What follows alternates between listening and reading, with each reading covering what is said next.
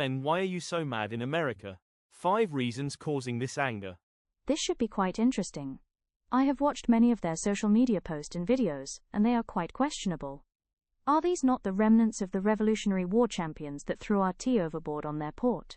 Are these not the patriots that were so much greater than our king? Yes, darling, unfortunately they are still referring to themselves as patriots and they are very brute, with far too many guns, and they now have an orange king.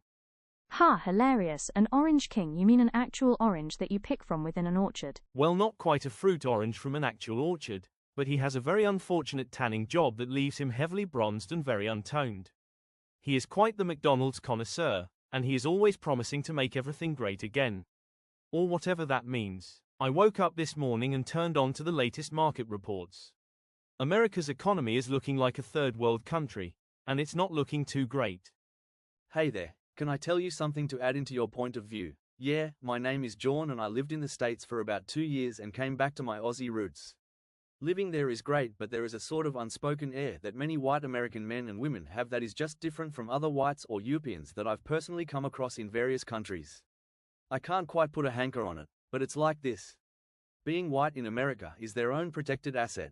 It's protected more than your financial information, but everyone else that's not a part of that group has to figure it out and are expected to jump through these patriotism hoops to prove your worthiness of being an American.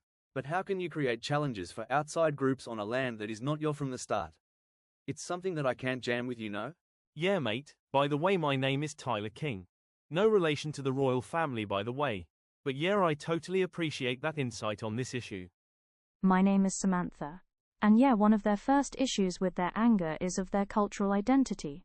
So essentially you came from Britain, right? So your culture should be that of the United Kingdom. Tea, a monarch, fish and chips, Shakespearean literature and the London Bridge.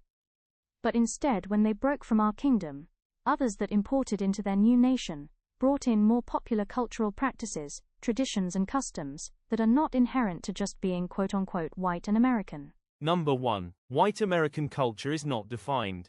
While black Americans were primarily trafficked into America through the transatlantic slave trade, they were stripped of their African identity and were threatened into taking on a new identity within a new emerging nation that even their white oppressors were just developing into. They built their culture from survival, cultivation of a new culture that mirrored their oppressed environment, and their moments of joy, what they considered art, music, entertainment. And if they were willing to sacrifice their life, they would be able to gain minimal academia. Because of this rich experience as a group of people and now their centuries of oppression in America has developed into the most sought-after culture on the globe. I have read many times that the black American culture is one of the top exported money-making commodities that America does well in the 21st century. In every country outside of the United States, it's the black American culture that is mostly replicated even in European and Asian countries. However, white American culture is recognized and admired, but it's rooted in both Native Americana, Tex-Mex Latin, which were both cultures that were already established before white English or white Anglo-Saxon Protestants arrived on the Mayflower. Also, the country and rock music that they have morphed into commercial genres of music were actually started in the roots of black American blues, jazz, and the slave music that developed from the banjo, which was a string instrument that was based on the banjo. They were able to replicate it from their homeland in Africa. Same with the fiddle. They are mad and yet they are developing white-only towns within majority white cities and states and the country. White American males are the majority patriarch of the country. My name is Patricia, and as a white American woman, my take on this as an educator is this. Honestly, it seems as if they were not well prepared for the global changes that were bound to occur. One moment they're blaming black Americans and making comments like black fatigue based on bigotry, then they are mad at the migrants that try to earn a place of citizenship to help support the agriculture industry to ensure that American farmers and retailers are feeding America.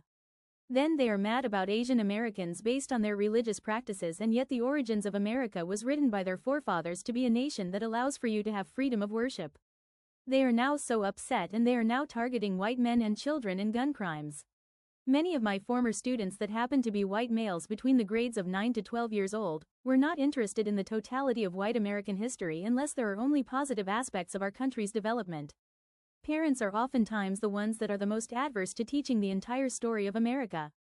I'm from a proud line of Irish Americans, and many of my ancestors arrived into America and worked as indentured servants. Even I have experienced polite disregards whenever I converse with people here in the United States. However, if I visit other countries around the world during my earlier travels, people would welcome my ancestorial story and they felt that they can learn from exchanged experiences. Another issue is that of fear. Many political television shows are inducing anxiety into white American young men, and in this era of our current state, it seems as if social media measures one's success worthiness, and these political shows increase that message. Especially in regards to government, racial identity, and worthiness in capitalism. It's as if they are feeling a peer pressure that was not experienced prior to COVID. There's even groups that refer to many circles that refer to themselves as incels and such. Number 5. America places the value of arms over the value of life. Guns are one of the highest numbers of deaths in the United States, and organizations like the NRA and militia organizations that support expansion of gun rights add to this never-ending problem. Guns in the wrong hands is catastrophe. Solutions. Meet new people in live social spaces and face those fears.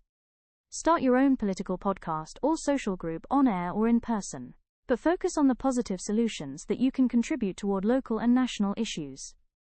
That's a great way to build up a good name for yourself.